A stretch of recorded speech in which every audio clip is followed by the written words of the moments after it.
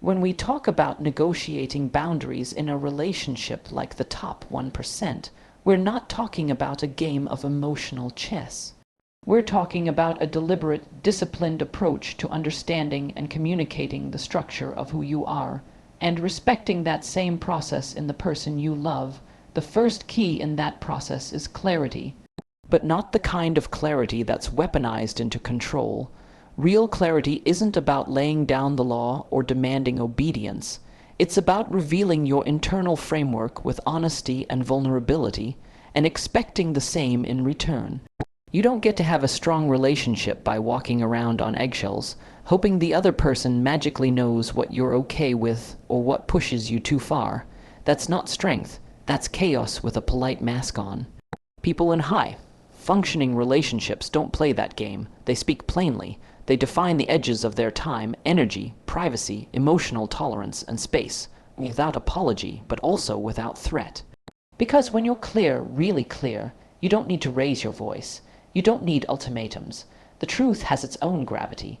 Most people avoid this level of openness because they're afraid that being honest about their boundaries will drive the other person away. But that's the irony. Not speaking up is what does the damage. You either say what you mean or you breed resentment. And resentment, quiet, corrosive, persistent, is one of the fastest ways to unravel intimacy.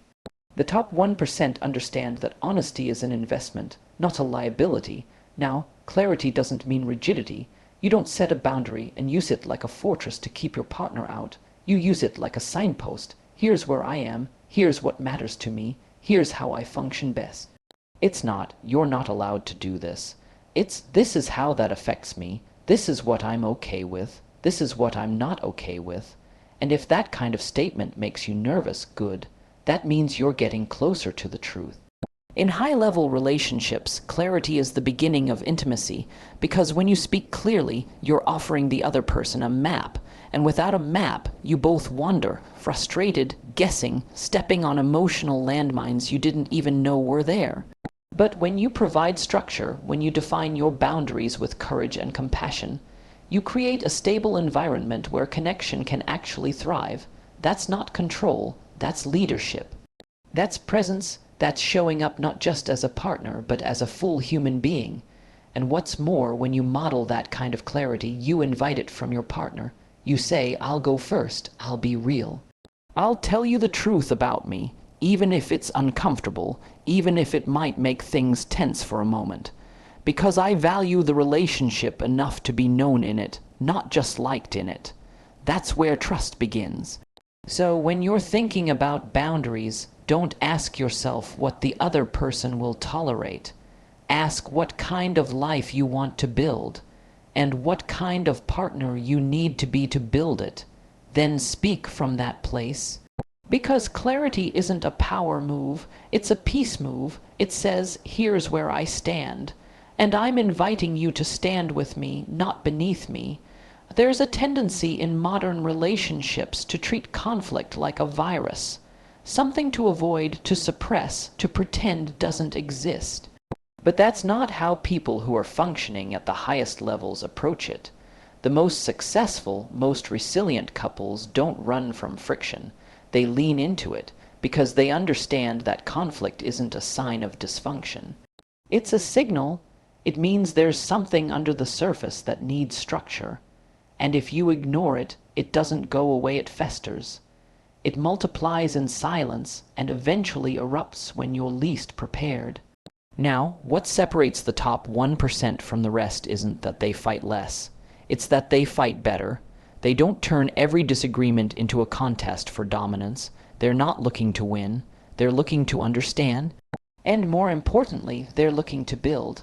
So when conflict shows up, and it will, they treat it not as a threat to the relationship, but as a doorway into deeper alignment. That requires humility. It requires emotional precision, and it requires the courage to tolerate discomfort long enough to get to the truth. What most people do is react. They get defensive, or they retreat, or they attack. But the top 1% slow down. They listen, really listen, and they ask themselves, what is my partner actually trying to communicate beneath the surface? Because it's almost never about the dishes, or the text they didn't respond to, or the tone they used. It's about a need that isn't being met, a value that's being overlooked, or a boundary that's being misunderstood. So instead of escalating, they investigate. Instead of blaming, they inquire. And what you find more often than not is that both people want the same thing: to be seen, to be safe, and to feel like they matter. That's the core of it. Conflict just exposes the places where that hasn't been happening. And when you frame it that way, it's no longer a crisis. It's a map. A brutally honest, sometimes messy, but deeply useful map. Now, this doesn't mean you back down or suppress your perspective. Quite the opposite. It means you step up with more integrity. You bring your full self to the table and say, "This is how I feel. This is what I need, but I'm also here to understand what you need. Let's figure this out together." That's not passivity. That's maturity. That's cooperation without self-abandonment. And this only works if you're willing to stop treating your partner like an adversary. If you go into a conversation thinking you have to win, you've already lost. Because relationships aren't competitions, they're collaborations, and in a collaboration, both people have to be able to bring their truth forward without fear of being punished for it. That's what builds psychological safety. That's what makes a relationship resilient instead of brittle. The top 1% aren't perfect. They mess up. They get reactive sometimes, but they repair quickly. They don't let problems rot. They address them cleanly and directly, even if it's uncomfortable. And over time, that becomes the foundation of unshakable trust. Because when you know you can go through hard things together and come out stronger, you stop being afraid of the next storm. You start seeing it as another opportunity to reinforce what you've built. Conflict handled properly is not the end of intimacy. It's the deepening of it. So don't run from the tension. Walk into it with your eyes open, your heart steady, and your mind clear. It might hurt. It might challenge you, but it will grow you. And in the end, growth is what the best relationships are built on.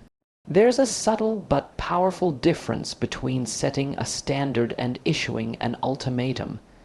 And if you don't understand that difference, you're going to create unnecessary chaos in your relationship. People often confuse the two. They think that drawing a boundary means they have to threaten, to corner, to make the other person feel like they're walking a tightrope. But that's not how the most stable and fulfilling relationships are built. The top 1% don't operate like that. They don't manipulate through fear. They lead with principle. A standard is a declaration of who you are and what kind of relationship you're willing to participate in. It's not a demand, it's an orientation. It says, this is the quality of connection I'm committed to. This is the level of respect and mutual care I need in order to remain fully engaged, present, and open in this relationship. It's not framed as a threat, but as an invitation. And that's the key. Ultimatums are designed to control behavior. Standards are designed to protect integrity. One is fear-based, the other is value-driven. When you set a standard, you're not trying to change the other person. You're not saying, you have to be this way for me to be okay. You're saying, here's what I can participate in without losing myself, and you say it calmly, not with venom, not with exasperation, but with clarity and conviction. Because you've taken the time to understand your own non-negotiables, and you're willing to honor them, even if it costs you something in the short term. The irony is, the more you try to force someone into compliance with ultimatums, the more resentment you breed. Even if they cave in the moment, it creates distance. It kills the voluntary spirit of the relationship. But when you present a clear standard without demanding conformity, you give the other person a chance to choose. And real connection only exists where there's choice. It has to be voluntary. It has to be mutual. Otherwise, it's not a relationship. It's a contract under duress. People who function at a high level in their relationships understand this. They're not afraid to say, I won't accept being spoken to like that. Or, I don't share my body with someone who shuts me out emotionally. Or, I'm not going to sacrifice my sense of self just to keep the peace. And when they say it, it doesn't sound like a tantrum. It sounds like grounded self-respect, because that's what it is. Now, not everyone is going to rise to meet that standard. That's part of the risk, but that's also the filter. If you make your expectations known and someone consistently refuses to engage at that level, you're getting vital information. You're learning whether this person is capable of walking beside you, not dragging you or being dragged by you, but walking beside you. And if they're not, you owe it to yourself to take that seriously. It's easy to lower the bar when you're afraid of being alone. It's tempting to bend your standards in the name of keeping things comfortable. But the truth is, there's nothing comfortable about slowly abandoning your integrity just to hold onto something that's already eroding. That's not love, that's fear wearing a mask. So don't use your standards as weapons. Use them as beacons. Let them show you, and your partner, what's possible when two people choose to honor themselves and each other without coercion, without control, and without compromise of the essential self. Most people think they're listening when, in reality, they're just waiting for their turn to speak. They're collecting ammunition for their rebuttal, not genuinely absorbing what the other person is saying. And that's a tragedy, because one of the most powerful tools you have in negotiating boundaries and building depth in your relationship is your capacity to listen with precision, not just politely, not just passively, but deeply, actively, and with your full presence. Listening with precision means you're not just focused on the words, but on the meaning behind them. It means you recognize that human communication is layered. There's the surface message, and then there's what's underneath. The fear, the hope, the insecurity, the longing, the disappointment. And if you miss those things, if you don't pay attention to them, you miss the person. You may hear the sentence, but you won't hear the soul behind it. And when people feel unheard at that level, they start to shut down. They go quiet. They withdraw or they lash out. And then both of you are just reacting to each other's defenses, not connecting at all. The top 1% of couples don't listen to win. They listen to understand. They listen with curiosity, not assumption. That doesn't mean they agree with everything being said, but it means they're willing to sit with it long enough to grasp what's really being communicated. They listen not only for facts, but for feelings, not only for logic, but for values. Because often, when someone is upset or drawing a boundary, they're not trying to punish you. They're trying to protect something important inside themselves. And if you can hear that, if you can reflect it back to them with accuracy and empathy, it changes everything. There's a kind of magic that happens when someone feels genuinely understood. You can see it. Their body softens. The defensiveness drains from their voice. They stop bracing for impact. That's not because you gave in. It's because you made space for their humanity.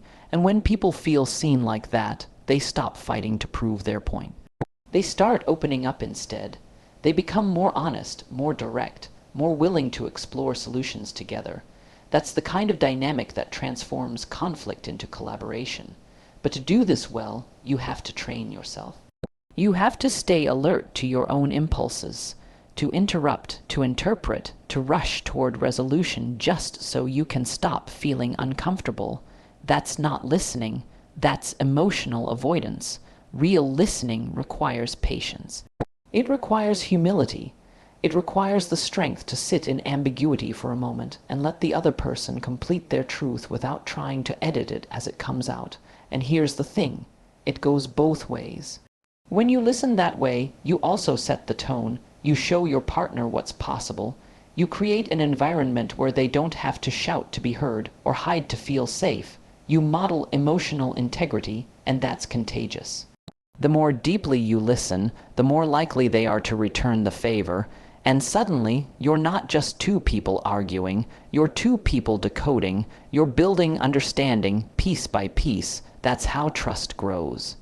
That's how intimacy strengthens. Precision in listening is not about being agreeable, it's about being attuned. It's about valuing what your partner is trying to tell you more than you value, you being right in the moment.